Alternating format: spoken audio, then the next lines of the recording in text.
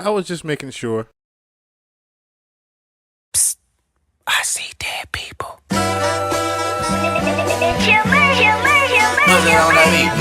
Hey, monster on the beat, ho, Debo, any rap nigga, he a freak throw, man down, call her ambulance, tell him breathe, bro, nail a nigga to the cross, he walk around like Tizo. What's up with these jabroni ass niggas trying to see Compton? The industry can hate me, fuck 'em all and they mama. How many options you really got? I mean, it's too many options. I'm finna pass on this body, I'm John Stockton. Beat your ass and hide the Bible if God watching. Sometimes you gotta pop out and show niggas. Certified boogeyman, I'm the one that up to score with him. Walk him down whole time, I know he got some hoe in him. Pull on him, extort shit, bully the flow on him. Say Drake, I hear you like I'm young. You better not ever go to cell block 1. To any bitch that talk to him and they in love, just make sure you hide your little sister from him. They tell me Chubb's the only one that get your hand-me-downs. And party at the party playing with his nose now. And Baka got a weird case, why is he around? Certified lover boys, certified pedophiles. Wop, wop, wop, wop, wop. That fuck 'em up. Wop, wop, wop, wop, wop. I'ma do my stuff. Why you trolling like a bitch, ain't you tired? Trying to strike a chord and it's probably A minor.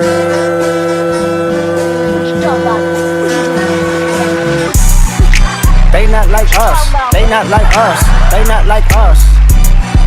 They not like us, they not like us, they not like us. You think the Bay gon' let you disrespect Pop, nigga? I think the Oakland show gon' be on that stop, nigga. They cold foul, I don't know why you still continue. What is that?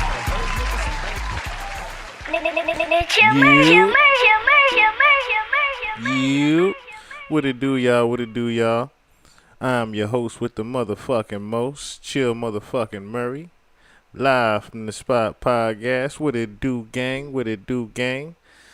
Shout out to everybody tuning in and not tuning in. You know how we do and how we rap. Well, no, actually I didn't. I didn't realize that was a Jay-Z diss at the beginning of that video either. I need to do my due diligences and see even why that was. And I just want to let y'all know ahead of time. Y'all gonna get this. It's hot where I'm at. Y'all gonna get this good old fan in the background. I'm just letting y'all know now. This is called Live from the Spot. So yeah, it's gonna be some live sounds in the background. I ain't got this bitch padded right now, so I do apologize for some of the audio in the background. If it sounds like it's gunshots in the background, it is the 4th of July. Happy 4th of July, everybody. Happy Independence. Well, I'm not gonna say that. For those that celebrate Juneteenth. So, he mentioned the Barclays Blueprint Marcy. Yeah, we gonna actually, that's gonna be the first thing we get into. As y'all see the cover, that's gonna be the very first thing we get into. Shout out to everybody up in here right now. I see DJ Bird Gang, Brian Patterson, what's goody? Fury B, what's goody? My guy, Goddess Nish, what's goody? Who else up in here? All right. All right. So we might as well just get up into it. Like I said, the original pod was, and see, this is why sometimes I just chill for a second. Right. Happy not like us. This is why sometimes I just wait for a second. Because I was about to start the pod about 6, 7 o'clock. And now if I would have started the pod 6, 7 o'clock, I would have missed out. So I said, you know what? Let me wait a second. Do my little pre-production. Now, see? That's crazy. Hey, what's goody, man? That's actually where I'm going to be relocating to. So, hopefully I see you there, my brother. But yeah, because I'm in need of some White Castle. I'm missing my White Castle. But, yeah. So, if I would have started the pod early, then I would have missed Not Like Us. So I'm actually glad that I held out for a little second and was just doing my little pre-production. You know, I have the docket. I have the Diddy docket. I have the 10th lawsuit. I gave in. I'll be honest, no, I didn't. I did a 14-month trial. I mean, a 14-day trial. Anyway, we gonna go through this full docket that Diddy got here with Adria English. And so you get your popcorn ready, get your blunts ready, get your drinks ready, We about to start this shit, y'all. So, like I said, the first thing we gonna get into, first motherfucking thing we gonna get into, and this right here. I am reincarnated. I was stargazing. Life goes on. I need her, my babies. Woke up looking for the broccoli. High key, keep a horn on me. That could my seat. IP ownership. The blueprint is by me. Mr. Get Off, I get off at my feet. Okay, he came for the smoke early, didn't he? He came for the smoke early. Wait a minute. So okay, so he's not done. That's what was that what he was trying to say? He's not done. Is that what that subliminal was? Hold on, we gonna have to run that back. We gonna have to run that line back. I didn't. Good catch, Fury B. I am reincarnated. I was stargazing. Life goes on. I need her, my babies. Woke up looking for the broccoli. High key, keep a horn on me. That could my seat. IP. Woke up looking for the Barkley. Keep a horn on me. Wait a minute. He went. That was a straight shot at Jay. I was stargazing. Life goes on. I need her. I went stargazing. Wait, yo, he went straight in. When is he dropping the new album? I am reincarnated. I was stargazing. Life goes on. I need her, my babies. Woke up looking for the broccoli. High key, keep a horn on me. That could my seat. IP ownership. The blueprint is by me. Mr. Ownership. The blueprint is by me. Yeah, it's a few Jay-Z subliminals in there.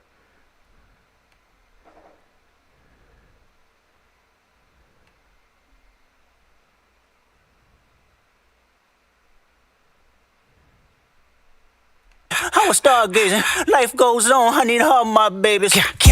Woke up looking for the broccoli. High key, keep a horn on me. That could my seat. IP ownership. The blueprint is by me. IP ownership. The blueprint is by me. So that was a direct shot at Rock Nation, basically. That was a direct shot at Rock Nation. Mr. Get Off, I get off at my feet. Mr. Get Off, I get off in my feet. Yeah, he went straight in on Jay. So is that what he's trying to say? Is that Jay's next? I am reincarnated. I was stargazing. Life goes on. I need her, my babies. Woke up looking for the broccoli. High key, keep a horn on me. That could my seat. Woke up looking for the Barkley. Aki. Keep a horn on me. There go Marcy. I am reincarnated. I was stargazing. Life goes on. I need her, my babies. Woke up looking for the broccoli. High key, keep a horn on me. That could my seat. Hot key. Keep a horn on me. There go Marcy. IP ownership. The blueprint is by me. Mr. Get Off, I get off at my feet. Yeah. Okay. And then this little opening the door, right? Yeah. Direct shot at Jay. Direct shot at Jay. What's the password? I see dead people.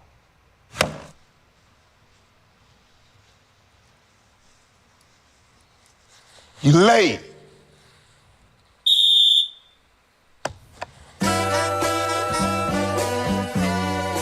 Mustard on that beat, go. Aye, mustard on the beat, ho, Debo. Any rap nigga, he a free throw. Man down, call like Amber Lambs, tell him breathe, bro. Nail a nigga to the cross, he walk around like Tizo. What's up with these jabroni ass niggas trying to see Compton? The industry can hate me, fuck them all and they mama. How many options you really got? I mean, it's too many options. I'm finna pass on this body, I'm John Stockton. Beat your ass and hide the Bible if God watching. Now, I noticed that this was more of like a class in session type of thing, but it was also more so a town hall meeting almost. And then I'm seeing the Bible passing off. So it's rumored that in the future, in the very near distant future, that religion is going to be almost illegal. Having a Bible and being down with God is almost going to be illegal. And I just saw a meme the other day to where there was like, it's not too late to think before it's illegal. And I thought about the movie back in the 90s where it was literally illegal for people to even have feelings or think for themselves. And a computer simulation was basically an AI simulation was thinking for the person, telling it what to eat, what it liked to do, what it needed to do that day. It had its own daily task for the person. People just lived inside pods. So I'm looking at this, and it's basically a town hall meeting inside of a pod. And then, of course, Kendrick has the us on the side right here. So this whole thing right here, and then, like I said, the Bible passing off, Kendrick is pretty much, in this video, I think, he's announcing that he's going at the industry. So what's up with these jabroni ass niggas trying to see Compton? The industry can hate me, fuck them all and they mama. How many options you really got? I mean, it's too many options. I'm finna pass on this body, I'm John Stockton. Beat your ass and hide the Bible if God watching. Sometimes you gotta pop out and show niggas. Now, I noticed this part right here, right? So if you look, the guy that walked up on him was dressed similar to Drake Boogie and man, Dark. I'm the one that up to score with him. Walking down whole time I watching. Sometimes you gotta pop. So the guy right here walking up to him. So there's two subliminals to this. You have the predator, right, walking behind him. There's a few, actually quite a few things we're gonna break down in this. So one thing that you have to point out is the black and white scenery. If you remember, the black and white scenery here, even with the lights out like this was actually the first time Kendrick actually publicly addressed Drake in the cipher, in the BET cipher, with a very similar background. Remember the BET cipher? What was the quote? I had actually played it on here too before. Sensitive rap, tuck the sensitive rapper back in his pajama clothes was the line. Yeah, ain't nothing been the same since they dropped control and tucked the sensitive rapper back in his pajama clothes. That was the BET cipher. And it had this exact background. Now, the other subliminal to this is the Dark Lane Demos outfit that the guy is wearing in the background. That is, he's dressed like Drake. So, and then him walking up behind him is a symbolism of someone being a predator. Of course, this is not like us and calling someone a pedophile. So he's symbolizing Drake running up on him being a predator. Out and show niggas, certified boogie man. I'm the one that up to score with him. Walking down whole time I know he got some hoe in him. And this scene right here is pretty much just a representation of Compton culture. Him, extort shit, bully the flow on him. Say Drake, I hear you like I'm young. You better not ever go to cell block 1. That's a very good catch right there too, Maddie. Very similar to Family Matters scene where he cuts to the second part of it. To any bitch that. Now I noticed this scene right here was very symbolic as well. So you have the cinder blocks, of course. So remember the record Push-Ups. So he's actually re-mocking his own self when Drake mocked him doing the push-ups. Now he's doing it on cinder blocks. I'm still trying to figure out the symbolism behind the actual cinder blocks part, other than something with foundation. Him doing push-ups on foundation. Then you have the canvas that's facing to the wall, and then you have him with his back to it. So this is basically saying that the industry, as well as Drake, has turned their back to the art. That's the symbolism here. The turning the back to the art. Basically, everyone's turned their back to the art. No one's making good music. No one's making good music anymore. Everyone's just out for the fast dollar and the fast TikTok ringtone. Thus, you have the 3 speakers right here. You have the pyramid scheme of the speakers. Talk to him and they in love. Just make sure you hide your little sister from him. They tell me Chubb's the only one that get your hand-me-downs. And party at the party playing with his nose now. And Baca got a weird case, why is he around? Certified lover boys, certified pedophiles. Wop, wop, wop, wop, wop. That fuck 'em up. Now this was just comical right here. The OVO. This was just pure comical. Like no OVOs were harmed during the making of this video. This is just pure comical of a owl pinata. But the symbolism also is. Remember I actually kept saying this before. I said this exact analogy before with Cassie, where I said Diddy basically had a huge ass pinata and Cassie basically bust the shit wide open. This is basically what Kendrick is doing with the industry. He's basically taking Drake as an example, but using the owl as a big ass pinata to bust the industry's truths open. That's really what this symbolism is for with the pinata. Kendrick is trying to say that he's whistleblowing and doesn't care anymore. He's pretty much busting open the whole pinata of truth that's within the industry. That was a Shayla. Very good catch. Very good catch. Very good catch. The trafficking crates. Let's get to that one. Wop, wop, wop, wop, wop. I'ma do my stuff. Why you trolling like a bitch? Ain't you tired? Trying to strike a chord and it's probably A minor.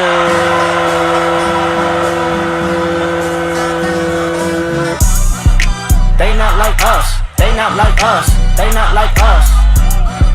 They not like us. They not like us. They not like us. I, for the life of me, could not figure out the symbolism of the containers until Shayla just said that. Think the Bay gon' let you disrespect Pop, nigga? I think that Oakland show gon' be your last stop, nigga. They cold foul, I don't know why you still pretending. What is the owl? Bird niggas and bird bitches, go. The audience not dumb, shape the stories how you want. Hey Drake, they're not slow. Rabbit hole is still deep, I can go further, I promise. Ain't there some B-rest that's for bitchin'? You Malibu most wanted, ain't no love boy, you ball boy. Fresh Gatorade or something. Since 2009, I had this bitch jumping. You niggas will get a wedgie, be flipped over your boxes, or over your foe. The other vaginal option, pussy, nigga better straighten they posture. Got favors all up in contact, might write this with a doctor. Tell a pop star quit hiding, fuck a caption, won't action. No accident, I'm hands on, he fuck around, get polished. Fucked on Wayne Grow, he was in jail, that's conniving. Then get his face tatted. Okay, so I did not realize, and see I was thinking about the color scheme as well. Because if you notice, the color scheme is white, all white with the black in it. So the reason why it's all white, so funny thing is we're going to get to all white, right? Great catch, Shayla. Oh my God, that's a great catch right there. So here's the thing with the shipping containers, right? She's right. The shipping containers are to symbolize the sex trafficking and the human trafficking that goes on. Remember, Kendrick kept talking about him and Jeffrey Epstein should be in a cell together, basically. So he's whistleblowing again about the human trafficking that goes on within the industry and how the hip hop agenda was basically to cover it up. Remember when Adi also said that as well, that hip hop is basically used to cover up the drugs trafficking and the drugs and the human trafficking? That's basically what Kendrick is doing right here. He's basically whistleblowing again with the shipping containers. Now, the all white part of it is to symbolize the all white parties. Now, what the reason why it's symbolizing the all white parties? Funny thing is, we're going to get to Diddy's 10th lawsuit later, and it actually has the all white parties. And of course, this particular case is about sex trafficking, and the emphasis, like I said, in the case is the all white parties. So the all white parties are actually used for the trafficking. Now, who do we, and this is, I'm going to say allegedly behind this, but now who do we have doing all white parties? We have Mike Rubin. Shit is really starting to make sense now. Like a bitch apologizing. I'm glad D-Rose came home, y'all didn't deserve him neither. From Alondra down to Central, nigga better not speak on Serena. And your homeboy needs subpoena. That predator moving flocks. That name gotta be registered and placed on neighborhood watch. I lean on you niggas like another line of walk. Yeah, it's all eyes on me and I'ma send it up the pot. Ay, put the wrong label on me, I'ma get get them dropped. Ay, sweet chin music and I won't pass the ox. Ay, how many stocks do I really have in stock? Ay, 1, 2, 3, 4, 5 plus 5. Ay, devil is a lie. Here 69 God. Ay, and it would only make sense that you would put someone like Dave Free in this particular scene, trying to say he's. Remember when Drake dissed him saying you rap like you trying to free the slaves? No, I rap like I'm trying to free the people. So he puts Dave Free in here. Yes, niggas need to stay their ass inside. Ay, roll their ass up like a fresh pack of Zod. Ay, city is back up, it's a must, we outside. Ay.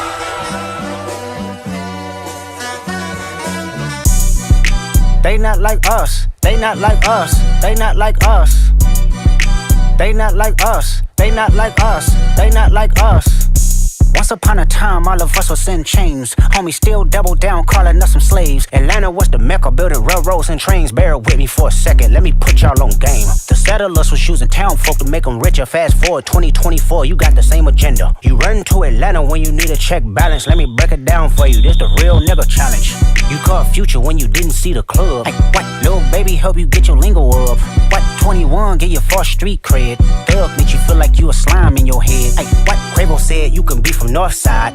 What? 2 Chainz say you good, but he lied. You run to Atlanta when you need a few dollars. No, you not a colleague, you a fucking colonizer.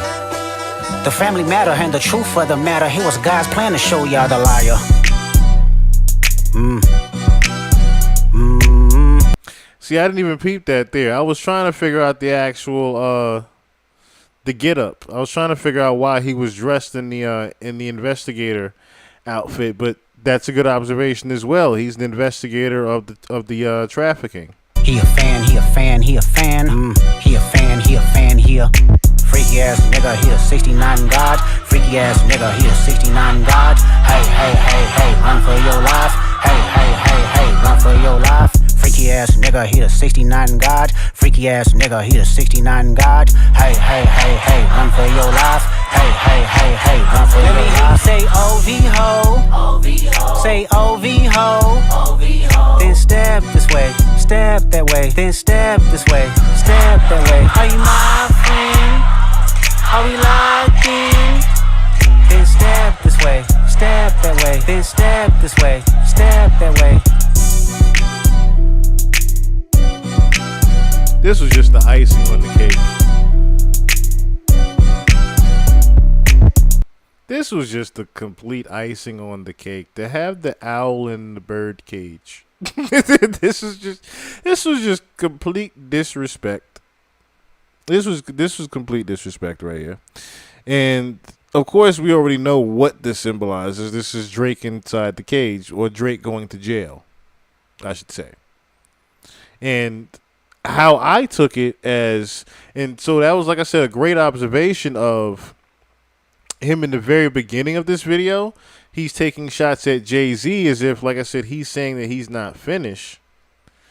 But the fact that he has a bird in a cage, it sounds like this is more symbolism of, yeah, like I said, I'm not finished. I have more beasts to catch. I have more to catch. I've caught this particular owl, but now I'm going to catch more of you. And I'm going to put them in the cage as well.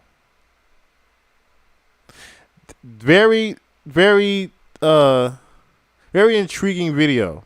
And like I said, when I first saw it, I was like, Kendrick is going to throw a shit ton of subliminals in here. That's just what Kendrick does. He everyone from the I-9 ever since back in the day, he's always thrown hidden little Easter eggs in his videos.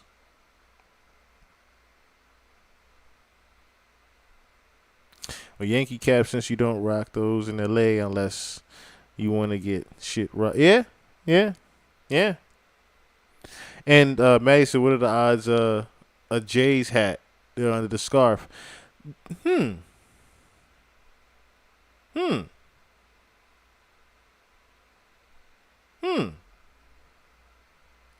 Now the Jays hat, of course, that's the Toronto Blue Jay, the Blue Jays, like Drake wore in the headlines video. But the more I kept seeing, like, the symbolism of not the symbolism, the this in the beginning, Where is it? This right here. This almost looks like the for him to go into the Jay-Z disc. I don't know why I kept thinking of the Rock Nation hat. Only saying that because Mustard wore it. Yeah. Oh, okay. Okay.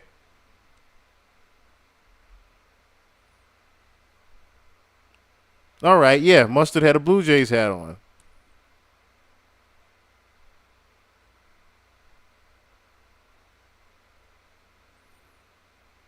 Okay.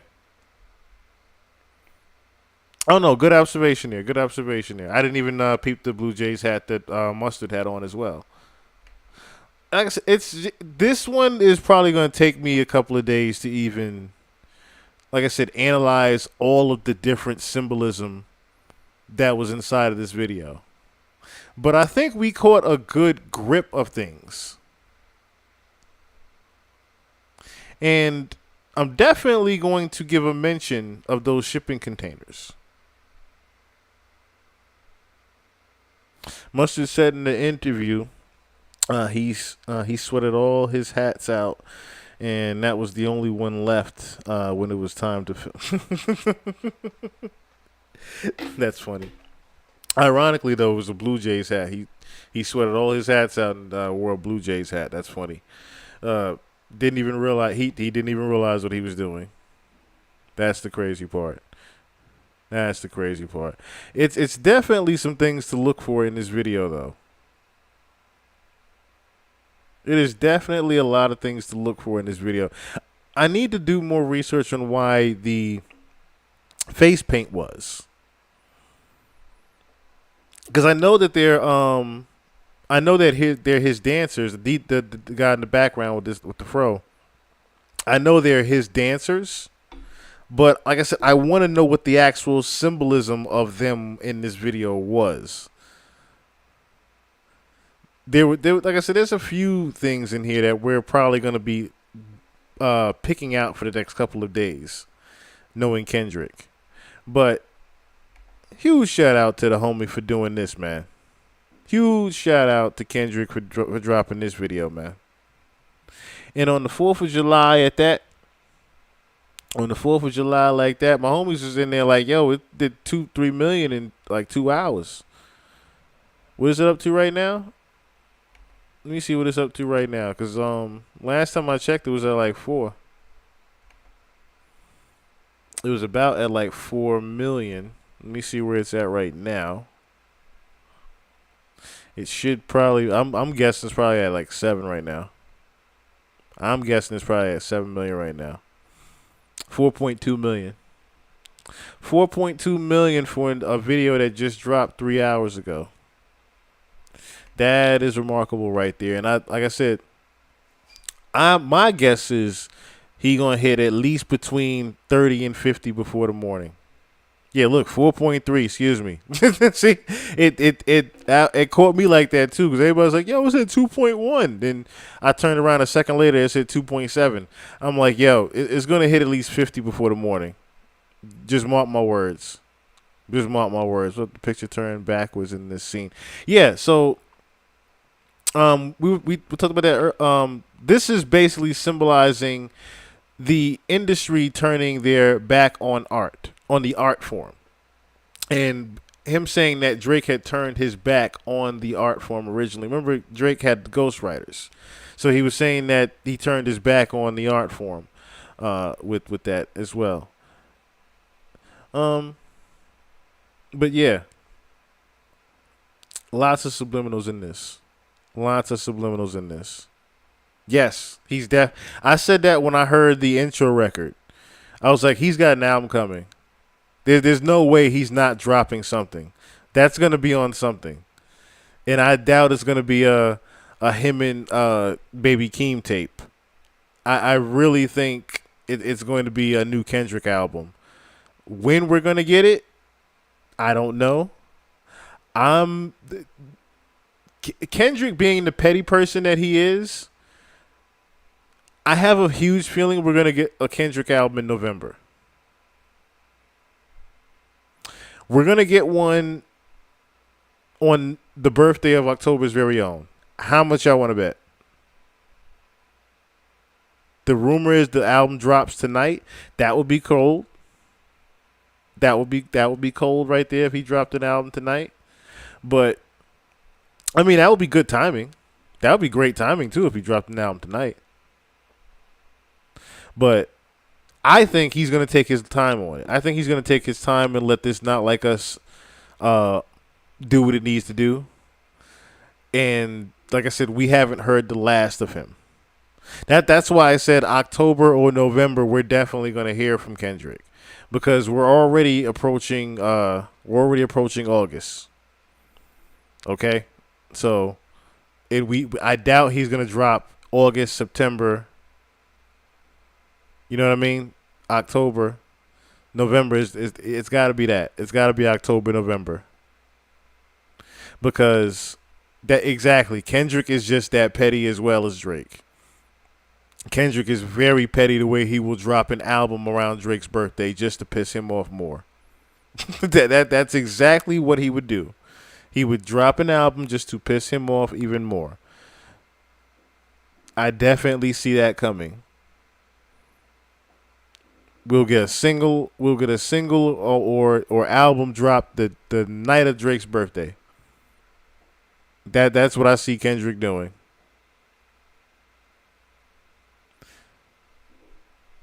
Right. Well, that's the thing. He wants people to have it in their mind before the election, but why not drop around the election, especially when we know who's going to be the president? I mean, and I was going to cover that also tonight. I saw last night his whole Biden's own Democratic Party is telling him to drop out of this shit. Understand that part. Biden's own fucking Democratic Party is telling him to drop out of the election. Then Biden makes a post today saying that he's canceling all events after 8 o'clock. Nigga, you don't sit your old. You know what? Biden, yeah. If you feel the need that you need to sit down and take it easy for a while, you don't need to be president. Is all I'm saying. That's all I'm saying.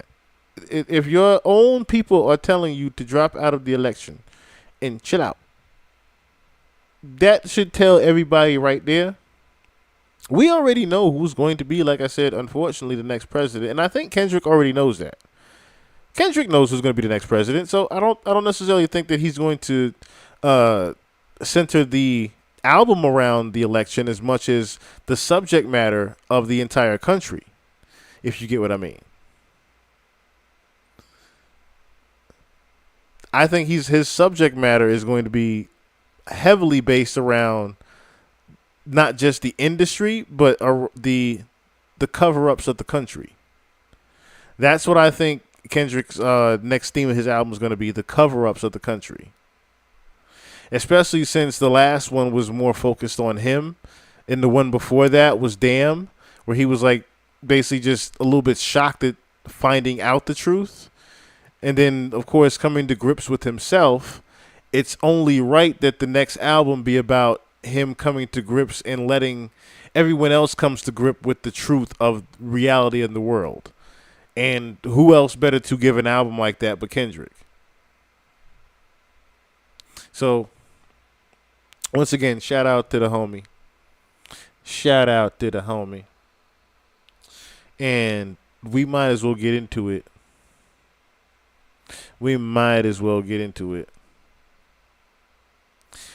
And that's another thing too. Before I get into the next thing, I was happy as hell to see Dave Free and Whitney in the video, especially after what we've just uncovered with the voodoo thing going on. I was very happy to even just see them in the video and see them okay. Just to see those two people okay and smiling and having a good time with Kendrick, it like I said before, I've gone on record already saying that this more than likely has the unfortunate ending to it. And I hate that it's going to have an unfortunate ending to it. But too many things have happened. Way too many things have happened involving uh, this entire beef between Kendrick and Drake. It's too many things that have happened. Private jets shot out the air by fighter jets. People being punched at concerts. This man has, where he used to live, the embassy. The address has a bunch of pedophile alerts on them. This man has disrespected his entire, and I mean entire family, including stressing out his mama. And Drake has tried to cause a divide within his whole family himself, saying that his manager is the true father of one of his own kids. And then publicly coming at his fiance. This has gone far beyond rap. It's gone, and then to top it off, Drake's trying to do voodoo on people, the way he did Kanye. It's gone. This has gone way far beyond a regular rap beef. And yeah, as much as I'm seeing myself right now, like, yeah, I'm hoping Kendrick can drop an album in November. I'm hoping Kendrick makes it to November, if you get what I'm saying. I'm hoping he does, because the powers that be, we already covered on the last pod that the powers that be kind of don't like what Kendrick's doing right now. So if they see fit in a way to actually put halt to Kendrick, halt will be put to Kendrick. And like I said, I hate the fact that that is the way things are, or the way everything is, but I'm just hoping, like I said, I'm wrong about the unfortunate ending that we've already seen play out so many times. And that's the thing. I don't see this being a good ending for either person. That's the problem. This isn't going to end well for either side at all. At all. It's gone too far for it to end good. Unless these two were to actually come together and have some type of truth, or truths, I should say, in public, this is going to go farther than this is going to continue to go out of control the way it has been already. Yes, Kendrick lays low, but that's the whole thing. When you can't lay low when voodoo was being done on your fiance and your manager. It's a little bit, you make it hard to lay low like that. When, like I said, when voodoo is being done on my manager and my fiance of my kids, it's a little bit more difficult than that. And then now, what we just caught Easter eggs of him dissing Jay-Z. Like I said, Kendrick's not even done. So it's like the elites told you to chill out with Drake, but now you're going at one of the biggest ones. Now you basically just threw a rock at the highest part of this industry. Now I'm really okay. Wait a second.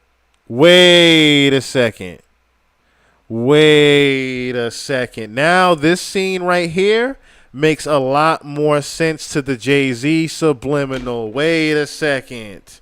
Because he said blueprint. Oh, what was it 3? Was it 3 where he had that? Oh, wait a minute. Come on, show me the whole thing. Don't do that to me. Show me the whole thing. Okay, so you see the speakers stacked up, and you see the art in the background. Remember in Picasso? Remember the video Picasso Jay-Z did? Okay. Stay with me here, right? The whole first track was about Jay. Exactly. So look right here where he's got 3 speakers. Remember the Blueprint 3 cover? And remember the Picasso video? So remember, this whole thing is symbolism about art, and turning your back on the art of the industry, the art of things, turning your back on the art form. But if we're talking about art being in this particular scene, look at this. Look at this right here. So, like I said, remember the 3 speakers. Look at the album cover for Jay-Z's Blueprint 3. Like I said, 3 speakers stacked up. He took a direct shot at Jay with even just that particular scene.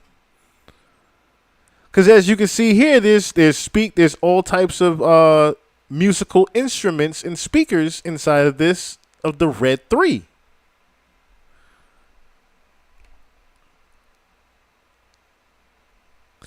Oh boy. Yeah, someone just threw a high rock at the sky there. Someone is definitely trying to call Big Homie out. Exactly. Jay is big on Picasso's. And it's the symbolism, like I said, of not only turning your back on the art form, but the big ass art canvas. So, of course, saying that Jay-Z turned his back on the, or just, he's, like I said, the industry turned their back on the art form. It's a subliminal to the industry turn their back on the art form. And the 3 speakers, like I said, are the symbolism to Blueprint 3. Oh, boy.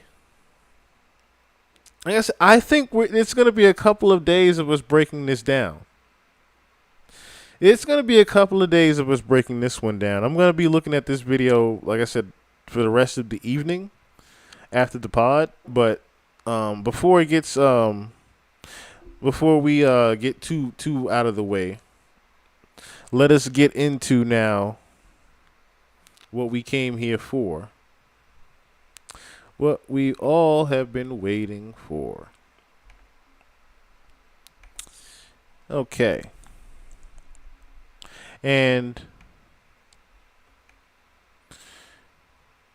of course we don't have to we never do read the intros, but we're gonna at least introduce what is being talked about in this particular docket.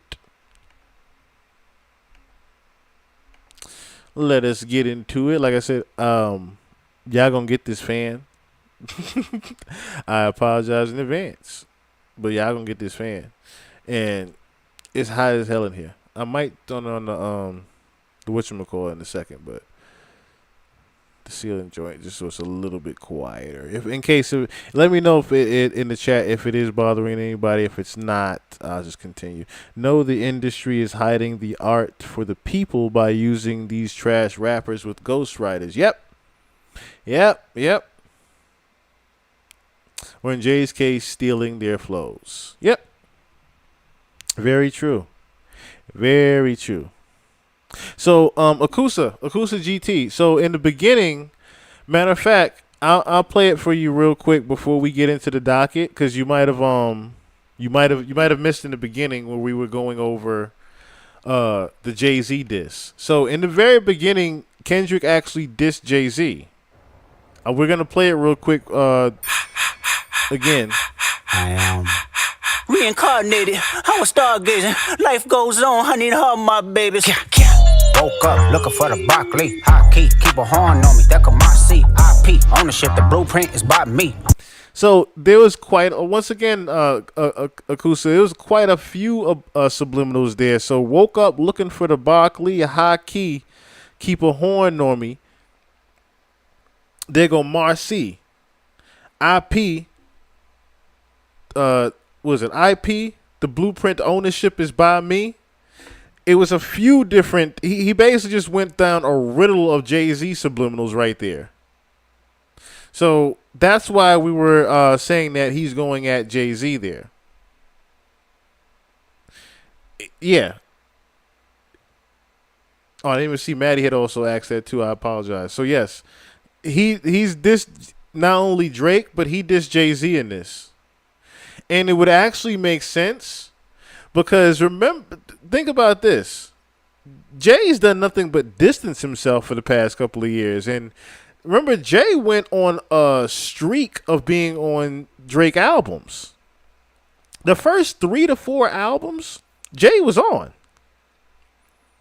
Even Certified Lover Boy, Jay was on the album.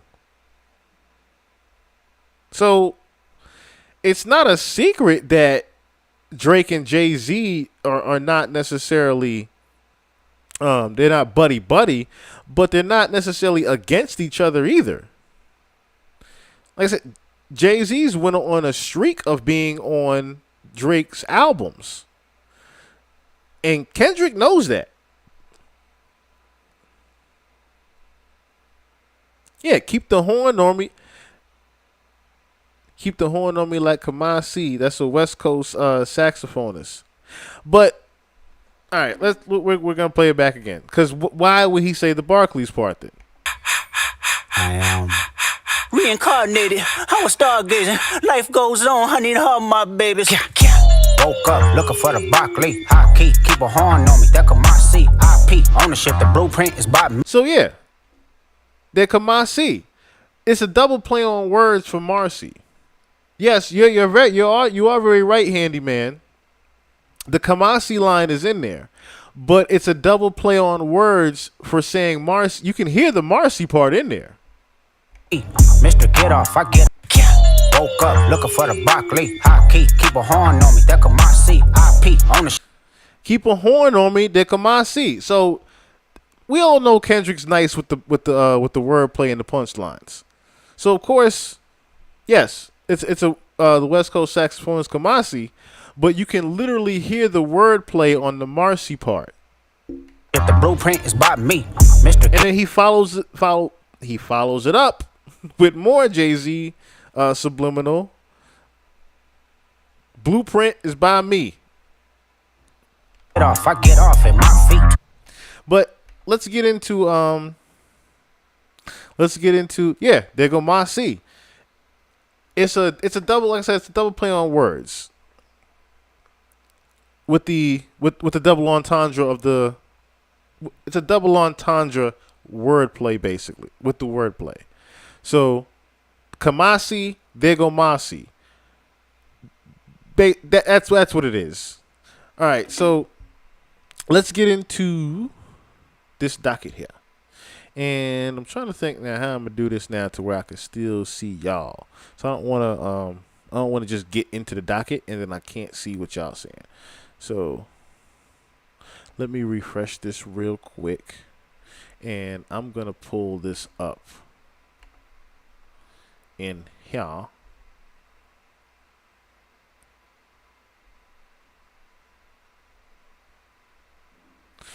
There we go.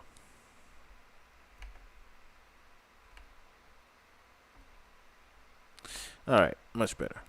Much better. Now I can see y'all too. All right, let's do this.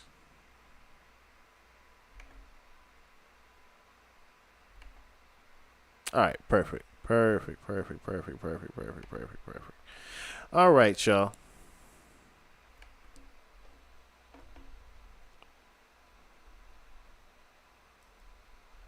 Yeah, he's coming for the throne. He's coming for the throne on this one. All right, so without further ado, this is the Andrea English versus Sean Combs. This is Diddy's 10th lawsuit.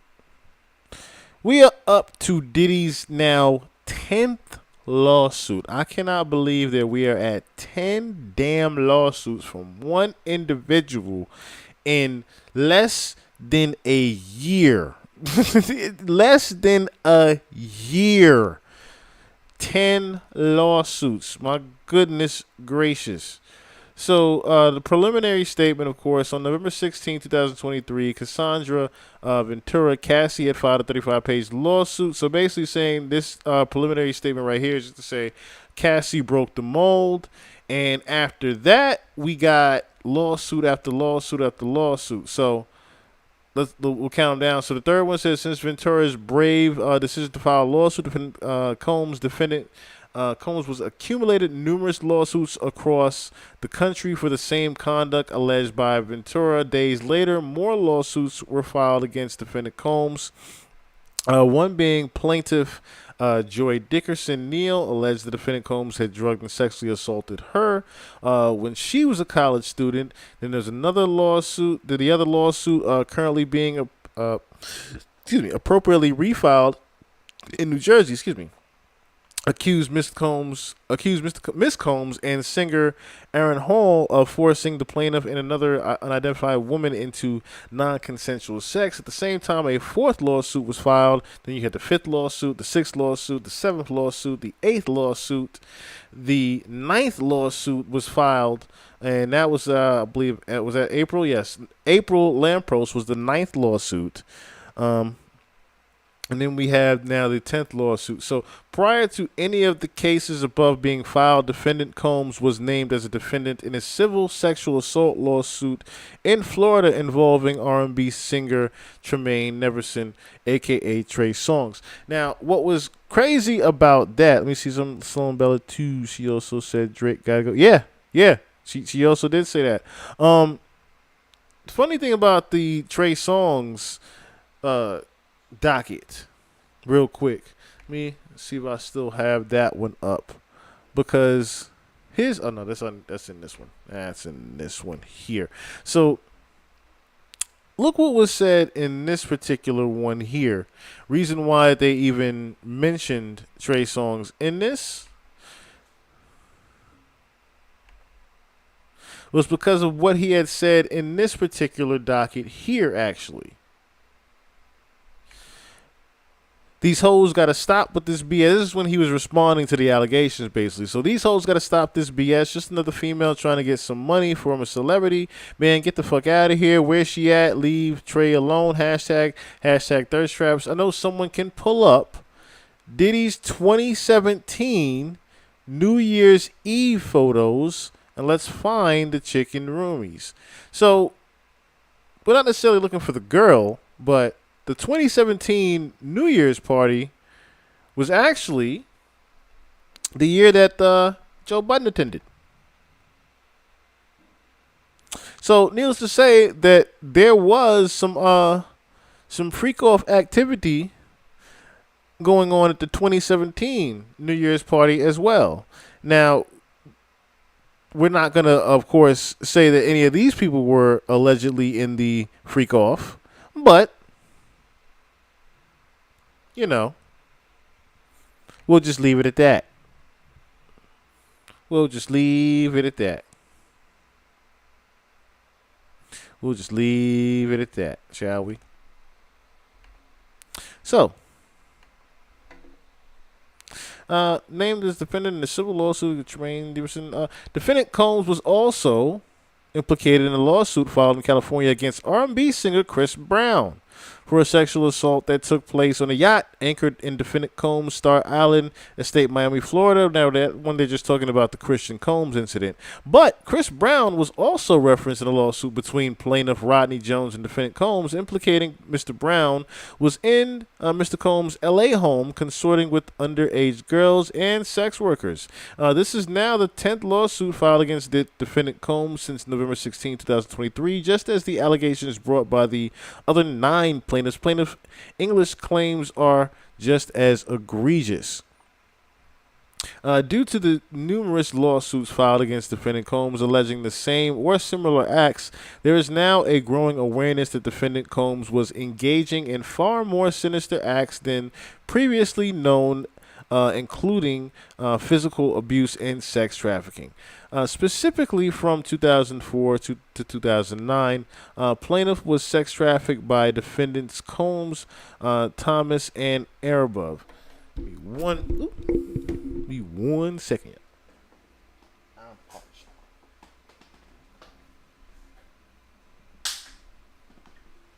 Shout out to everybody tuning in once again. I am parched. Give me one second.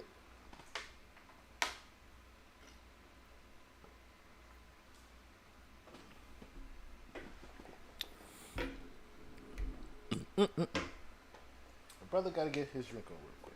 Gotta get my drink.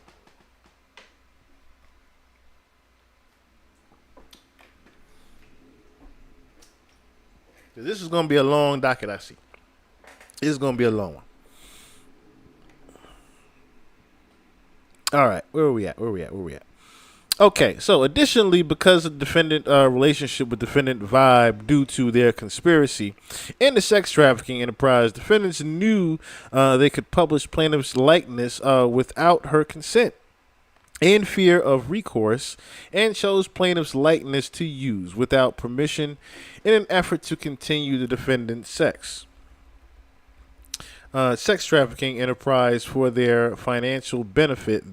Therefore, plaintiff brings claims pursuant to New York civil rights law, and of course, now we just get down to the jurisdiction and venue. Let me see here. I found out recently that Jay got two people who greatly influenced my life, and I want smoke with your boy. To be honest, yeah, Jay's got some skeletons in his closet. He definitely has some skeletons in his closet. We have 38 people up in here. Shout out to everybody tuning up in here. Who else just came up in here? Barkley, Center, Ryan. Who is this one here? IB1 for life. Shout out to you being up in here. Shout out to Handyman, Fury B, Maddie up in here. I see you. Madman 90. Shout out to you being up in here as well. All right, let's get into this still. Jurisdiction and venue. This court has personal jurisdiction over the. Okay, so we're going to get down to the nitty gritty. Procedural requirements is the parties, of course. We already know about Diddy. This is basically all his companies, and these are basically the artists that were on the label. This is the actual label itself here. This is more the defendants. Now, Tamiko Thomas is actually in this, and supposedly Tamiko Thomas is supposedly an infiltrator, similar to KK from the other case with Rodney Jones, the chief of staff. Similar to the chief of staff that's in the Rodney Jones case. And also Jacob the Jeweler is featured in this particular lawsuit as well. So, and Vibe Magazine, of course, for the copyright infringement and the use of her. And then you have the Penske Media Corporation as well that holds them. So, without further ado, let's get down to that's Miss Andrea English, and this is of course the adult. I have to skip these, of course. I don't know what YouTube's policy is, but those are the adult tapes that Miss Andrea English was in. This is Andrea English and her boyfriend. Now he looks actually quite familiar, to be honest with you. I could not find more things on him yet, but like I said, he looks very, very familiar. So let's get down to it. So while plaintiff's then boyfriend auditioned for modeling gigs and attended go-sees in New York, Andrea began go-go dancing and performing at Larry Flint's Hustler Club on 51st Street in New York under the stage name of Sasha. On or about mid-2004, Mr. Gallo attended an audition for a Sean John modeling campaign in New York where plaintiff accompanied him. During the audition, another model and Mr. Gallo were asked to perform fellatio on Sean John. Wow. They were asked to perform fellatio on Sean's John. That sounds very Diddy-like to me, doesn't it? But, of course, he refused and was later reapproached by employee defendant Tamiko Thomas, offering new terms. The terms being that Mr. Gallo could still book the Sean John campaign, but he just had he just had to have Andrea pretty much be at the all-white party and do some go-go dancing, since he had been seen at the Larry Flint's Hustler Club by Diddy. So, in an effort to assist Mr. Gallo's desire to become a model, plaintiff agreed to what she believed to be legitimate employment with defendant Combs and BBE as entertainment at the all-white parties in the Hamptons, New York. And that's the full address, too. Oh, no, that's not the full address, excuse me. In the Hamptons, New York, and Miami, Florida from 2004 to 2009. 2004 to 2009. So if I'm thinking about the timeline 2004 to 2009, right? The 2004 all-white party had Ashton Kutcher. I remember that. I know that club well, around the corner from my high school. Oh, so you know about the Hustler Club? That's cool. That's cool, right there. So, but Fair B, how old are you then? How old are you then? Um, that's a good question. Because I'm not gonna ask if you know Audrey, of course, but if you've seen some things, just Nappy Image, what's good? I see you up in here too, as well. Um, where we at here? Factual allegations. Okay, so now we getting down to it. So, plaintiff's employment at Defendant Combs' Labor Day White Party. As agreed to between Mr. Gallo, Defendant Thomas, and Defendant Combs. Let me just refresh the chat here real quick. Sean John Combs and BBE plaintiff began her employment at the ultra exclusive and lavish Labor Day parties thrown by Defendant Combs and BBE called the White Party, and Mr. Gallo began his employment as a Sean John model. And this is Adria here at the all white party with the go-go outfit. Plaintiff believed this to be a legitimate employment opportunity. Plaintiff was picked up, by Tamiko Thomas in a car driven by one of the defendant. Why is this written so weirdly? In a car driven by one of the defendants, owned either by Defendant Combs. They wrote that so weirdly. So basically, it was a car that was driven by that was owned by Diddy, BBE, or Sean John, of course, and transported to the all-white party. When plaintiff arrived at Combs's party in the Hampton Estates with defendant Tamiko Thomas and other sex trafficked individuals. Now, see, that's another thing here too. So, yep, 804 is here all as well. So you from Virginia? What it do? Defendant Thomas brought them into a room where they had changed into clothes provided by them. So basically, she's saying that there were other people that were sex trafficked there that was working the all-white parties doing the go-go dancing as well. So Andrea's outfit in the above picture was provided to her as a uniform, as she was led to believe she was in an employment capacity and Andrea was required to wear the clothing provided as a part of her employment. So Audra was also provided a separate room from the party away from where the partygoers congregated. That was used by Audria and other employees as a break room to take respite during basically a little bit of break during the party, as Audria was there in an employment capacity.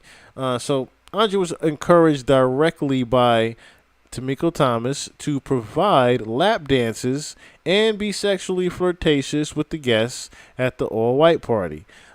Plaintiff was also instructed and directed by Diddy as to which guests Audria should focus the attention and interaction with to ensure his guests were having a great time. Audria was strictly instructed by Combs and Thomas on which bottles of alcohol and champagne female employees were to exclusively drink from, and also required Audria to take narcotics offered by a white party guest. Respite. Yes, respite. I couldn't get that word out properly. So we've seen this before as well, right? With the lacing of the liquor. We've seen this in every single lawsuit. Every single lawsuit. Yes, it is the dumbest language. It really is. Every single lawsuit has had Diddy involved in lacing the liquor. So despite being forced to drink copious amounts of alcohol and consume illicit narcotics, the encounters Audria was forced to endure were so excruciating that Audria remembers them as they still haunt her to this day. she was forced to consume liquor and illicit narcotics as part of her employment at the all-white party. Upon information and belief, Diddy laced the liquor with ecstasy, which is why Adria was provided strict rules on which bottles to consume from. So basically, she had to keep consuming the bottles with the ecstasy all night. Think about that. So it wasn't like she was allowed to drink the regular liquor all night. She had to keep drinking the liquor with the ecstasies. What's the ecstasy in it? That's kind of fucked up. So Adria performed to the expectations of Diddy and was personally thanked for her obedience by Diddy and was subsequently invited for her future employment at the white parties. Andrea was paid in cash at the end of the night, typically between 4 to 6 a.m. once the party had concluded, and she was paid by Tamika Thomas, who was given the money from Diddy, basically. Yes, Diddy's a wild boy. Wild boy. And sounds like Cassie, yeah. Sounds like Cassie pretty much. So the thing with this is, like I said, this is more emphasis on the all-white parties and the sex trafficking that was going on at those parties there. What's crazy about it is the fact that every single one of these early Diddy parties involved someone lacing the bottles of liquor. So with this is before Tusi. This is before the Tusi. This is before the Tusi drug here. The first all-white party in 2004 had no sinister intent or requirements for physical sexual contact and seemed to be a legitimate employment opportunity. So when plaintiff was offered employment in the preceding years at the Labor Day white party, she accepted the employment opportunity. She was employed as entertainer at subsequent white parties in the Hamptons, New York. Excuse me. She was always transported to the Hamptons by way of car service provided by either defendant Combs, BBE, Sean Johns, CGE, or organizational does, with a driver who was also an employee of Diddy. With the defendant Tamiko Thomas also being present at liaison and coordinator between employees and Diddy, basically.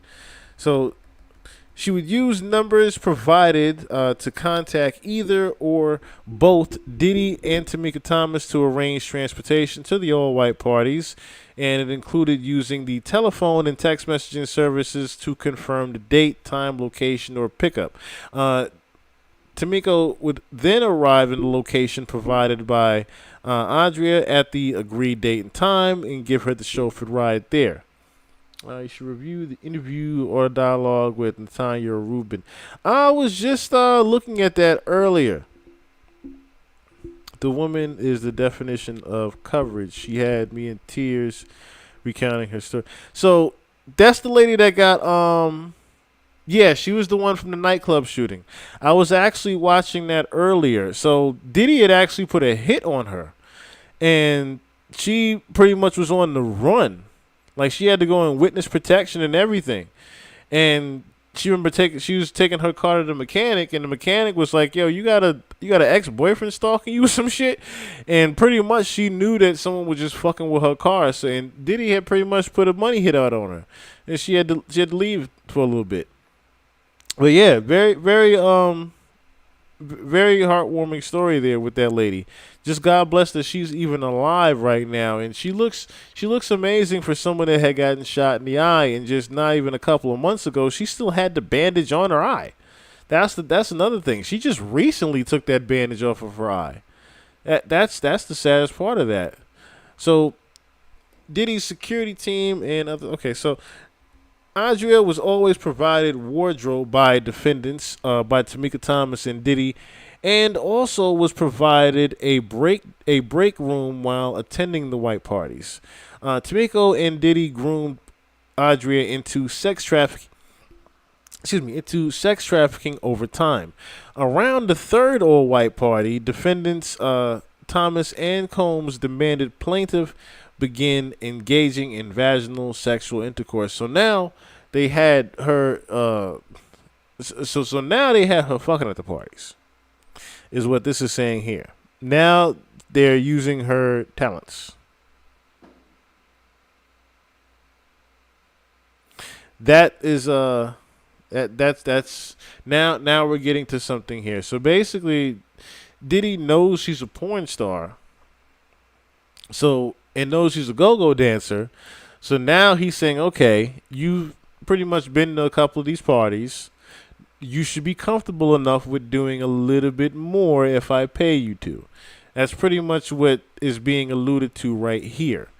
So Andrea began engaging in vaginal sex intercourse with guests as they had learned about her past in the adult entertainment industry and used it forcefully to coerce Andrea into sex work for the benefit of Tamiko Thomas and Diddy and their beneficiaries. During this all white party, Andrea was provided a black dress to wear by Tamiko Thomas and Diddy. When previously plaintiff was provided white clothing, all other guests at the theme of the party and the like other guests and the theme of the party, upon information and belief. She believes she was required to wear a black dress to the white party to denote her capacity there as an employee, but more sinisterly as a sex trafficked sex worker. So yeah, so pretty much, yeah, that's his bag. John Oddie was also a dancing bear. That's the crazy part. Jonathan Oddie was a sex worker for the Dancing Bears, and that's how Diddy actually got him. So being that now they're using the porn star thing against her while she's at these all white parties, right? You see like the stuff with her credit and her tie. Yeah, being that she's they're using the fact that she's a porn star against her at these all white parties, her being in the black dress now, yes, is making her an actual target to things. So I caught that immediately. It's an all white party. Now you have someone in a black dress who pretty much is going to be sticking out like a sore thumb, but she's pretty much the target of you can do whatever you want with her. That's like I said, it's now getting into the kinkiness of a freak off. Okay, so Andrea fearing not only her safety, but her then boyfriend's job security, Diddy as instruct and went with defendant Jacob where she engaged Jacob the jeweler and went with Jacob the jeweler where she engaged in forced sexual intercourse with Jacob the jeweler at the demand and behest of Diddy. Andrea knew refusing Diddy demands was not an option, and to do so would be at her and Mr. Gallo's detriment. So pretty much she was in fear for her and her boyfriend's life in a sense. Remember, this is back in the early 2000s. Okay, so it's not like now to where whistleblowing is okay and you can just speak up and say something. Back then, it was you're probably gonna get kicked out and then killed later. So Audra was coerced by Diddy into consuming copious amounts of alleged laced alcohol prior to being coerced and forced into having the sexual intercourse with Jacob the jeweler. She's pictured here with Jake. She's pictured with Jacob after the assault. Right here. Now, the only thing I'm saying to myself right here is the fact that, okay, yeah, she was fucked up. But I'm sitting here saying to myself, okay, she was also a porn star at the time. This picture doesn't necessarily look like she was uncomfortable after the fact. But at the same time, she was just trying to play it off, I guess. That she was uncomfortable. That's what I'm taking from it, maybe. But so she received an additional $1,000 in cash on top of what she had received as payment at the prior two white parties. So from Tamika Thomas at the end of the night. And at the end of the night, Diddy personally congratulated her following his directives for following the directives with Jacob the jeweler, and for a job well done. So she's personally witnessed Diddy, Tamiko, and Jacob the jeweler solicit and ingest narcotics and engage in the illicit sex acts. So she was also employed at the white parties that commenced at Diddy's Miami Star Island residence. During these all-white parties, employments let me see, employments she travels was arranged. So Audria's travel was arranged by, of course, Tamika Thomas again upon arrival in Fort Lauderdale. So let's skip that part right there because it's just talking about how she had to set up the arrangement of the flight. Tamika Thomas was to, let's see, defendant Thomas was to as a Maxwell to okay. So Tamiko Thomas to Diddy is like Ghislaine Maxwell to Jeffrey Epstein, is what they're saying here. Basically, the assistant to the trafficking. Without Tamiko Thomas, a woman using her inherent goodwill as a woman to gain the trust of another woman, coordinating and acting as an avatar for Diddy, Diddy would be able to execute his corrupt sex trafficking organization, which is very true. Which is very true. Something outside with so if you think about this, right, the female pimps are always the ones that have the most longevity because they can actually relate to the women. Similar to, like I said, with KK in the Rodney Jones situation, that chief of staff, she pretty much was able to get all the girls to pretty much get things together. She was almost the ringleader of what the girls were actually doing. I'm talking about Miami, Jade, and Daphne and them. So see, a woman without using inherent goodwill. Yes, so without Tamika Thomas, a woman using her inherent goodwill as a woman to gain the trust of another woman, coordinating and acting as an avatar, Diddy would be unable to execute his corrupt sex trafficking organization by himself. So she's unable to recall details from the Miami all-white parties due to the increased demand that Audrey engaged in illicit narcotics and alcohol. So basically, she fucked so much that she can barely even remember a lot of those things. She took so many drugs and so many things that she can't even remember what's going on. Tamiko Thomas and Diddy passed off plaintiffs. Excuse me.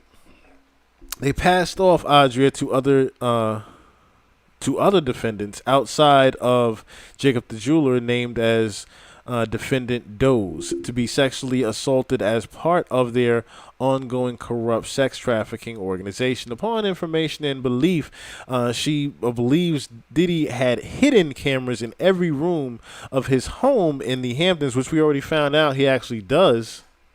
He actually does have a ton of blueprints. He has a ton of cameras inside of his home. And the feds pretty much had to, say, hey, what you got on these cameras here, man? What do you got on what you got all this footage here that you hiding? Why do you have all this? Okay, so she believes that he had cameras hidden in every room of the home in the Hamptons, New York, and Star Island in Florida. Forgetting about the one in L.A. there, but you probably didn't go to that one as well. But yes, he had cameras everywhere in all the homes. So, excuse me. Upon information and belief, defendant Doze. So these are the unnamed ones. They don't have any redactions here for the Doze, so we can't really break down the Doze just yet. So defendant Doze, who were individuals, Tamika Thomas and Diddy passed off Andrea to be sexually assaulted, were filmed by Diddy on security cameras sexually assaulting Andrea while plaintiff is assaulting plaintiff while so they were assaulting her while she was unconscious during the all-white parties in both New York and Florida. So she pretty much got so drugged up and fucked up that she really couldn't even remember what the hell was even going on. So upon information and belief, these individuals and Andrea were recorded without their knowledge and consent. So maybe, and I'm starting to think there's another plaintiff that she's talking about when she keeps doing the whole plaintiff and plaintiff thing. I think there's another whole girl, but she just necessarily can't say her name. So upon okay, so it's the same thing here. Upon information and belief, this treasure trove of evidence in Diddy's possession may either still be in Diddy's possession or in the possession of the FBI, as the FBI executed the warrant and raided Diddy's home. So she believes that that's why she's also coming up with the case. So she thinks that they actually have the footage of it, and that if they can release it to her, and that this would pretty much be a case closed here. So meat and potatoes moment here. So Diddy makes promises of career advancement by way of music artists to plaintiffs. So this sounds similar to the Rodney Jones situation again, to where Rodney Jones was promised a buku amounts of money as well as a whole mansion. But needless to say, he got nothing. Okay? So Diddy is very forceful, demanding, and does not take no for an answer, and would often threaten to inflict bodily harm and terminate Andrea or her then boyfriend's Mr. Gallo employment and blackball them from the industry if plaintiff didn't comply with his demands.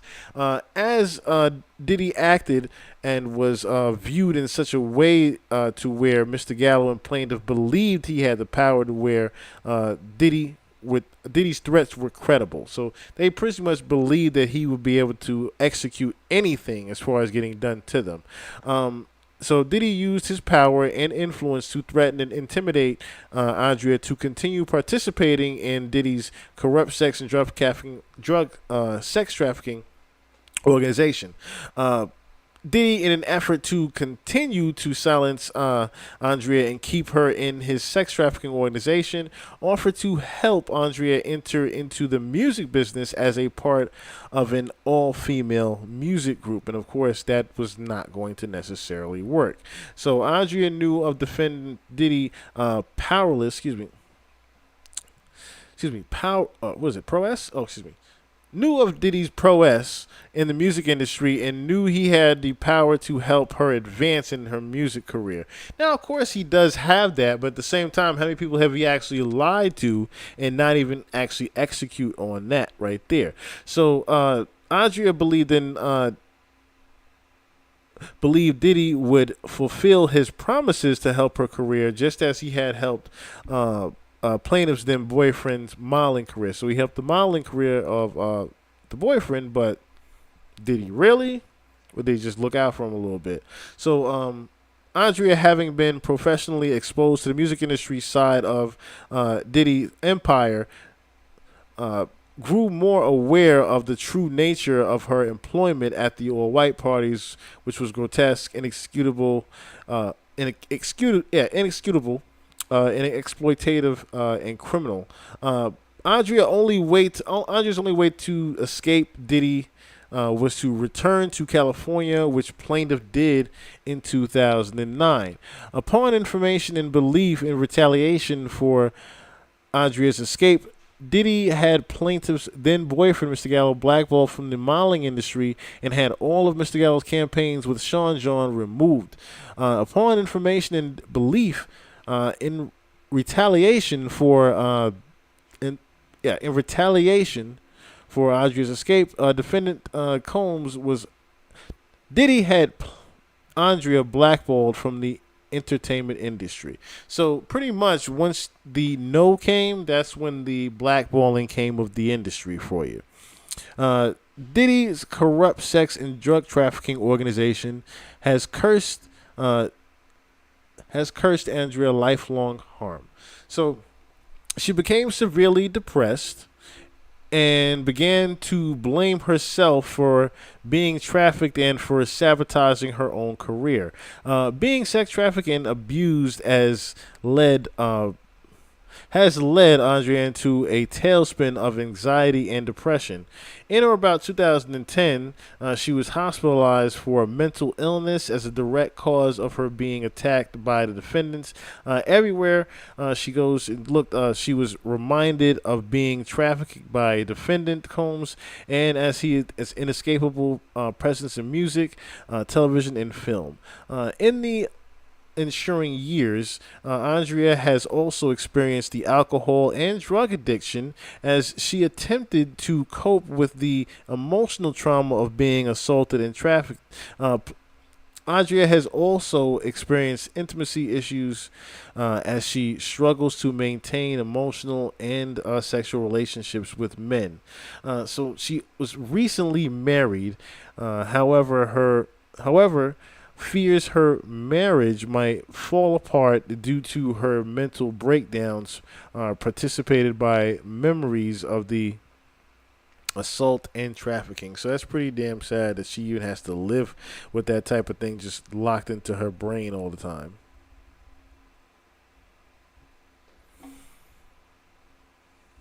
I didn't mean for this thing to go all the way down here the way it did. But I gotta go back on up. Just a little bit. Just a little bit. All right. Think we're about right here. Okay, so Diddy has altered the trajectory of Andrea's career, denying her successful and lucrative career in the music industry. To this day, Andrea experiences bouts of depression, anxiety, body image issues, feelings of worthlessness, and intimacy issues because of being trafficked by Diddy. She's a woman of faith, and when she saw news coverage of the countless lawsuits initiated by brave other individuals against Diddy, she knew she had a moral obligation to speak up. Feared further violence and or retaliation from defendant Combs in filing this lawsuit, but ultimately decided that it was imperative she speak her truth, with the hopes that no other individual would have to endure the egregious and heinous treatment she has. That's how it is for SA victims. Sound pretty standard as far as the aftermath. Yeah, definitely is. So, Trafficking and Victim Protection Act. According to Andrea, she was transported from New York to Florida throughout Diddy for the purpose throughout by Diddy for the purpose of engaging in sexual activities. So she asserts during this time, Andrea was forced to engage in sex work and perform sex acts to the pleasure of and the behest of defendant Combs. Between 2006 and 2009, defendant Combs forced plaintiff to engage in prostitution and sex work at his homes in Hampton, New York, and Miami, Florida. Plaintiff assets. Let's see. Let's go down here. So, Andres asserts that defendants Vibe and PMC were involved in defendant Combs' organized sex trafficking empire. Plaintiff asserts that defendants Vibe and PMC's involvement in the enterprise included providing Diddy resources like intentionally and falsely marketing and promoting defendant Combs. White parties in its publication as a high-profile networking and social event in an effort to disguise and deceive the real intent of the event, which was to further Diddy and his various businesses, including BBE, SCE, and Vibe, and PMC's profits. In furtherance of defendants illegal enterprise, defendants Vibe, PMC, and insured defendant Combs, and his business BEBE, SJC, and CJE appeared overwhelming in its magazine, be on its cover or pages inside defendants magazine, fearing pages featuring pages dedicated by Diddy personally or his business. Let's see. Andrea believes defendants Vibe and PMC engaged in defendant Combs' illegal enterprise to increase the visibility and profitability of its publication. So let's go down here just a little bit. So seeks justice against all defendants for sex trafficking. So claims related to plaintiff's picture and likeness. One or around Labor Day 2004, plaintiff's picture was taken while in her employment capacity as a defendant coach. So at the old white party, excuse me. Plaintiff did not know what her picture was being taken for or would be used for, nor plaintiff's consent. I wonder who this other plaintiff is, because they won't say her actual last name on it. They just leaving her as a doe. So Andrea has never entered into an argument with any defendant to license her likeness, nor was it a term for employment at the all-white party. So that defendant Vibe magazine and PMC intentionally mislabeled Andrea as a guest at the all-white party in its magazine to further conceal the truth intentions of the event. And then the employment role at the event in an effort to further the goals of the defendants, legal and criminalized enterprise. And then Vibe and PMC exploited plaintiff's likeness in their 2006 magazine, where defendant Combs was the cover and the story was about the all-white parties, which by this point was a cultural phenomenon. And this is the all-white party, of course. So I got pictures here. Okay, so Andrea unauthorized and non-consensual and infringing use of their picture and likeness appears on page 140 of the magazine. Oop. Let me drop that there. So Andrea did not discover the infringing use until about April 2024. So about April of this year is when she finally figured out that someone was jacking some stuff that she wrote. This infringing use promoted without limitation products synonymous with Diddy, including the All White Party and defendants BBE, SJC, and CGE. What's a lot of initials there? She is readily. Let me move this up the screen. She is readily and easily identifiable in the infringing use, and her picture and likeliness is excuse me. I gotta forgive me. I'm a little bit tired and under the weather here. Likeness and prominently displayed in defendants' Vibe and PMC publication. So the aforementioned act violates her rights to privacy via misappropriation.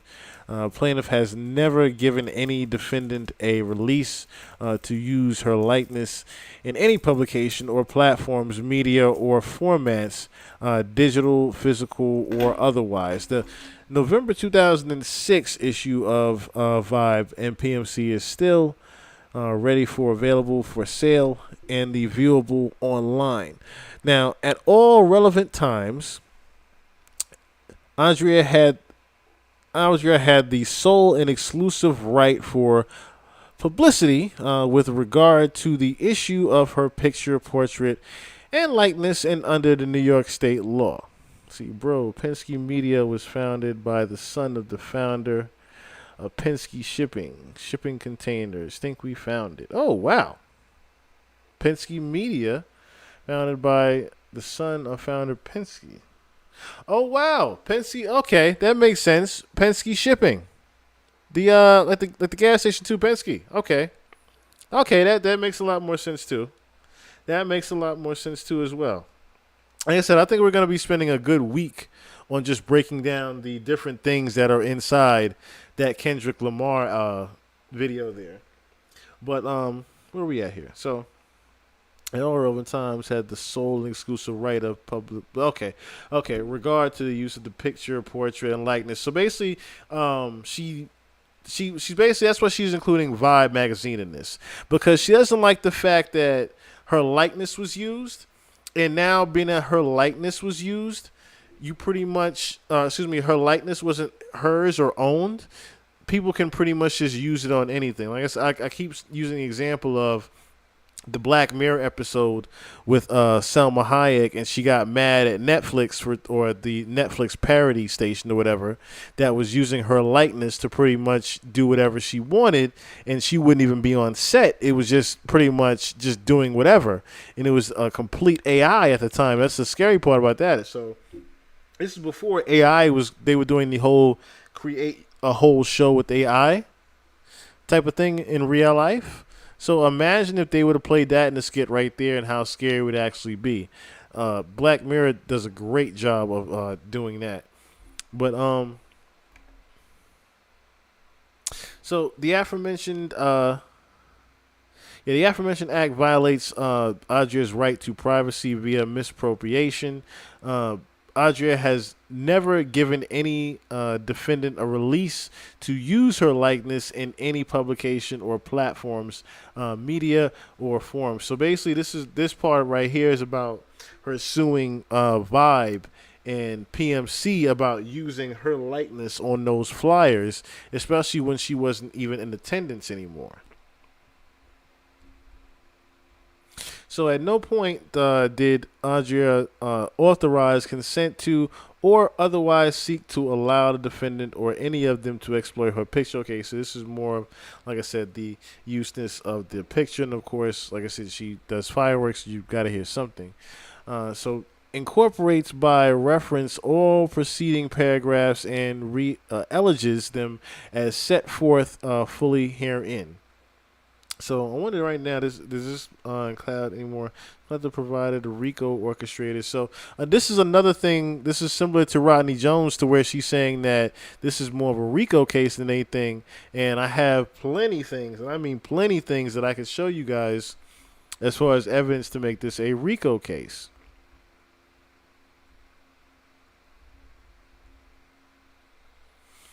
Okay, so this is just like I said, this is more looking into it. So, like I said, the root of all of this was more so the all-white parties. Let's see here. So, defendants have unlawfully increased their profits by luring and deceiving individuals such as Adria to their organization for the misstated purpose of using their talents and entertainment. Defendants' true intentions are later revealed through a calculated grooming scheme that involves false promises of business opportunities, exposure to high-level celebrity individuals, including former President Donald Trump, Reverend Al Sharpton, and Paris Hilton, music mogul Jay-Z, and music executives like Russell Simmons, Irv Gotti, Steve Stout, Andre Harrell, and Leo Cohen. With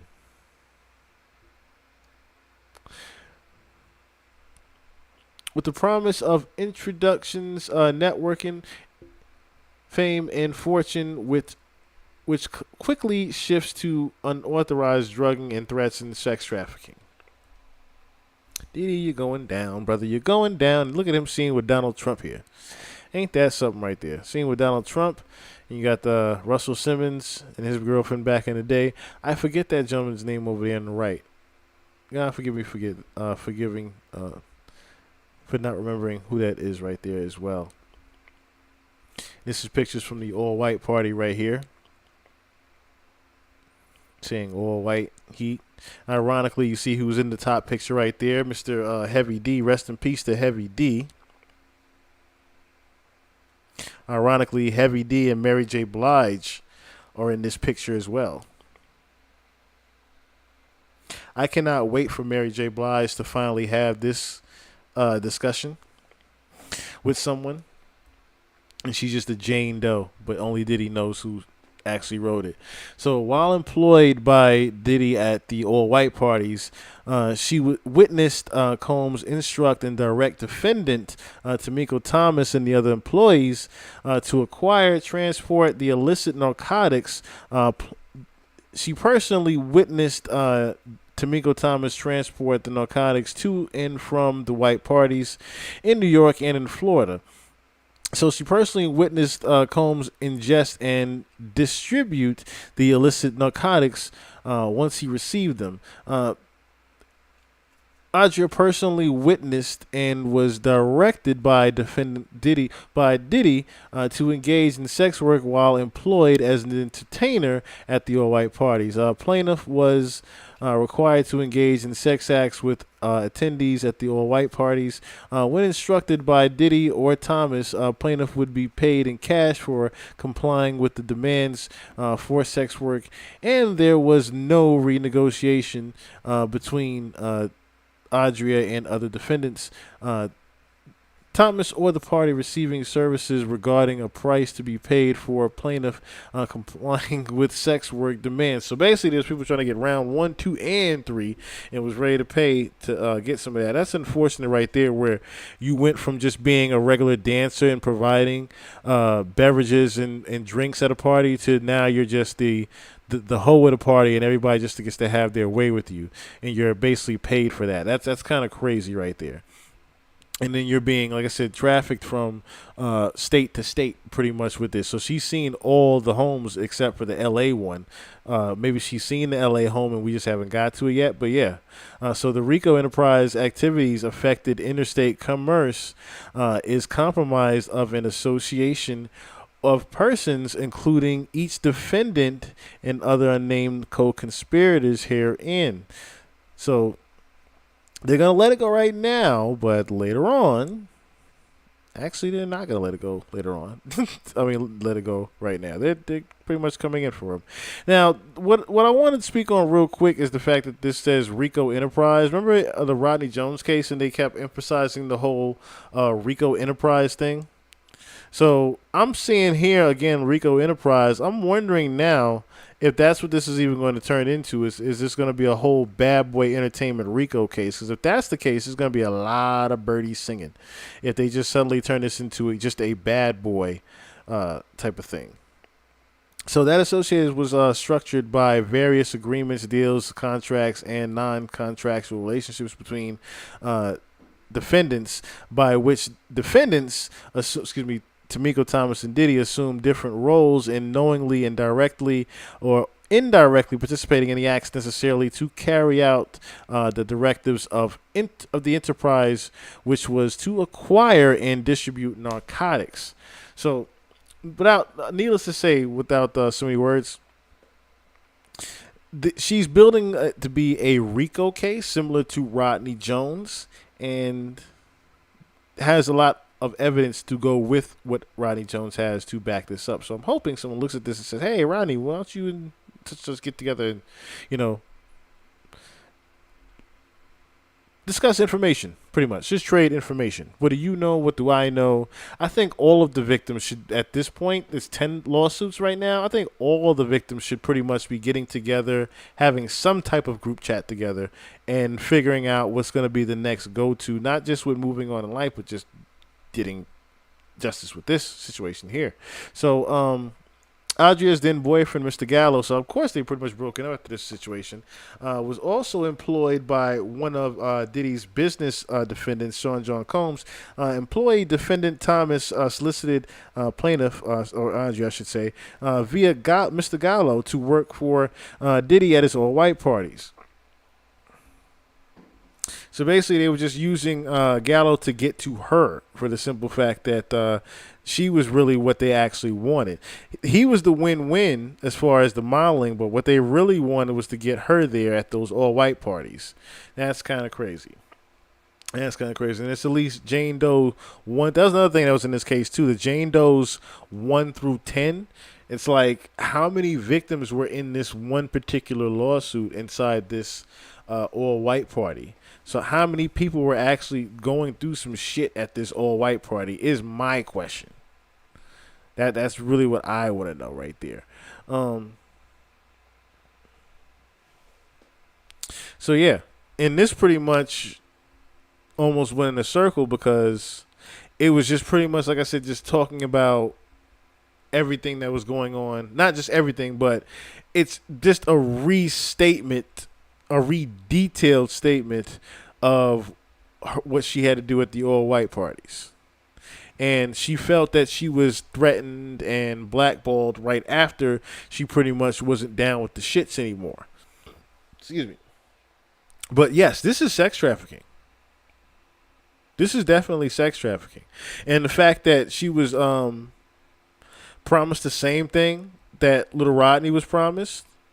She's promised the same exact thing. Basically, a budding career, a successful career and money. You know, that red carpet treatment. Or should I say the white glove treatment?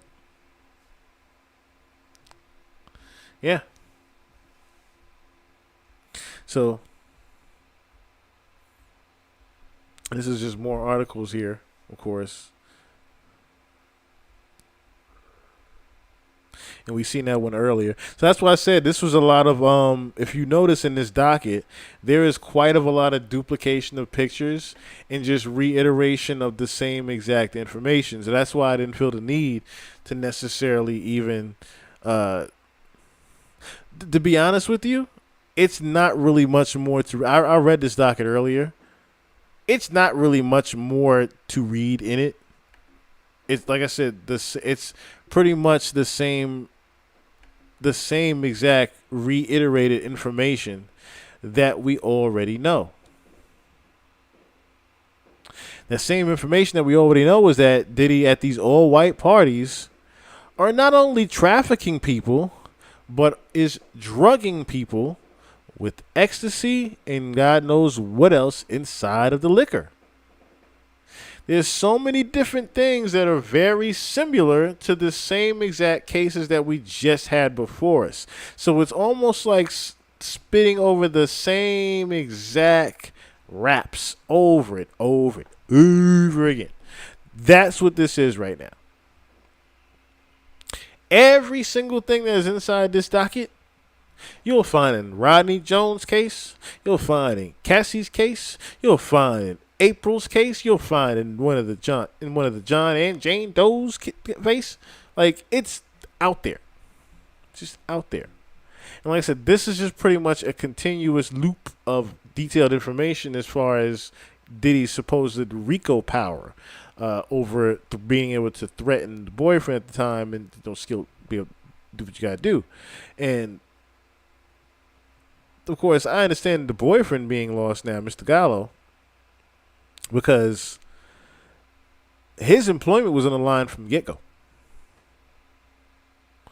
You don't want to live in a world like that, to where your employment is just on the line all the time, just all the time, and has nothing to do with me. All the time, my career is on the line all the time, but has nothing to do with me. I'm okay. Yeah. So, needless to say, like I said, this is one of those things to where you already know where this is going to head. Like I said, Diddy is definitely on his way out, y'all. He's on his way out. And he can't do nothing about it. And he knows he can't do nothing about it. He knows. It's already over. This is already over. And like I said, it wasn't really much left to read in this docket. As you guys saw, it was the same 4 text messages over and over at one point. That was the only other cool feature. The amounts of times that yeah, so the 2004 and 2009, the amount of time that was in between that 2004 and 2009. So when did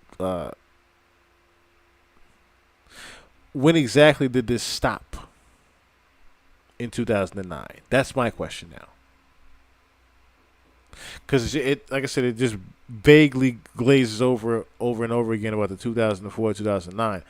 My whole thing is, how did it actually come to a cease? And why was this one of the more pivotal times of it starting to come to a cease? And get the upgrade of things and the upgrade of the look, and then come back and say, okay, we need to represent this correctly. So 2004 to 2009, I'm guessing this is also the funny thing is, this is also the Cassie era. This is also the Cassie era. 2004 to 2009. Either way, she was definitely trafficked off and prostituted based upon her adult film industry talents. She was definitely trafficked in this, allegedly. Hope all receipts are kept. All receipts are kept on this one.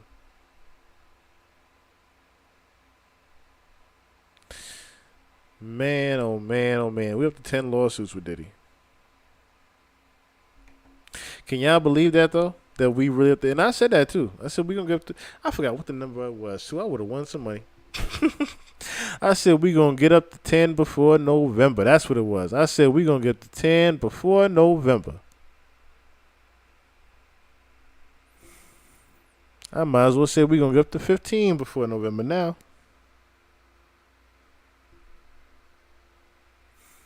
Kind of how I feel. But it wasn't much more else to get into this evening, y'all, to be honest with y'all. That was pretty much it. The highlight of the night was Kendrick. And the Diddy lawsuit is, once you've read the other 9, you pretty much know what the fuck you're reading. You pretty much know what else is going on. So, I mean, it don't take the all-seeing eye or this owl here. It's been a pleasure, y'all. King Kendrick is going to continue to dance around the world. Psst, I see dead people. Happy motherfucking 4th of July, Bust it on y'all. that beat, go. Ay, monster on the beat, ho, Debo, any rap nigga, he a freak throw, man down, call her Amber Lambs, tell him breathe, bro, Nella nigga to the cross, he walk around like Tizo. What's up with these jabroni ass niggas trying to see Compton? The industry can hate me, fuck them all and they mama. How many ops you really got? I mean, it's too many options. I'm finna pass on this body, I'm John Stockton. Beat your ass and hide the Bible if God watching. Sometimes you gotta pop out and show niggas. Certified boogeyman, I'm the one that up to score with him. Walk him down whole time, I know he got some hoe in him. Pull on him, extort shit, bully the flow on him. Say Drake, I hear you like I'm young.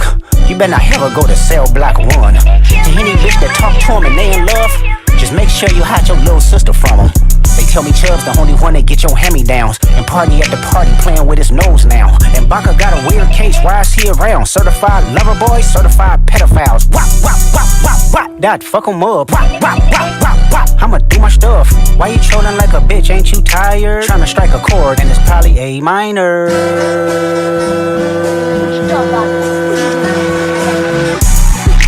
They not like us. They not like us. They not like us. They not like us, they not like us, they not like us. You think the pay gon' let you disrespect Pop, nigga? I think that open shoulder, we don't let stop, nigga. They cold foul, I don't know why you still pretend. What was the hour?